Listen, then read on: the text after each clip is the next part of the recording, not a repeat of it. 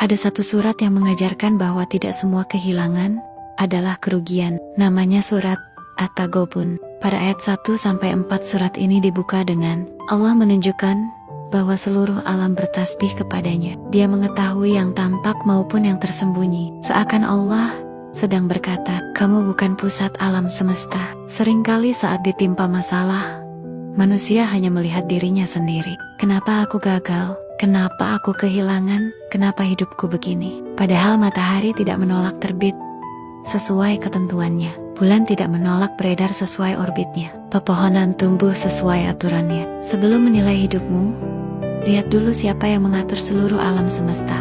Dan Allah juga mengetahui isi hatimu. Pada ayat 5-8, Allah mengajak kita melihat sejarah. Ada banyak kaum sebelum kita yang menolak para rasul. Mereka merasa tidak membutuhkan petunjuk. Mereka merasa tidak akan dimintai pertanggungjawaban. Kontrasnya, seluruh alam tunduk kepada Allah. Tetapi manusia diberi kebebasan untuk memilih apakah akan mengikuti petunjuk Allah atau berpaling darinya. Pada ayat 9-10, kita sampai pada inti surat ini. Hari At-Taghabun, hari ketika seluruh manusia dikumpulkan, hari ketika semua topeng dunia ini runtuh. Ada yang menghabiskan hidup mengejar jabatan, ada yang mengejar popularitas, ada yang mengumpulkan harta tanpa henti. Namun ketika kematian datang, semuanya tertinggal. Yang terlihat besar di dunia belum tentu besar di sisi Allah. Dan yang terlihat biasa di dunia bisa jadi sangat bernilai di akhirat. Dan peringatan bagi orang-orang kafir, serta yang mendustakan ayat-ayat Allah,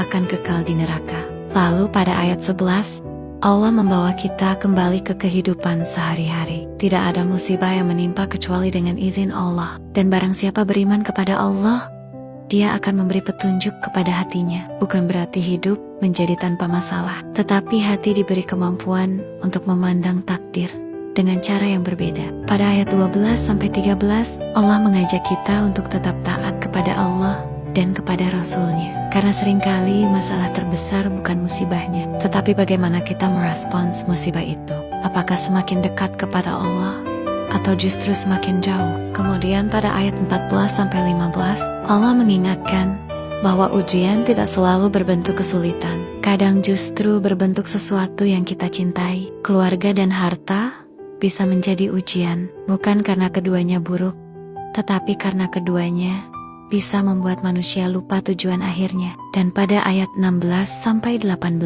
Allah memberikan bekal agar kita tidak menjadi orang yang merugi. Bertakwalah semampu kalian, dengarkan dan taati petunjuk Allah, serta berinfaklah, jaga diri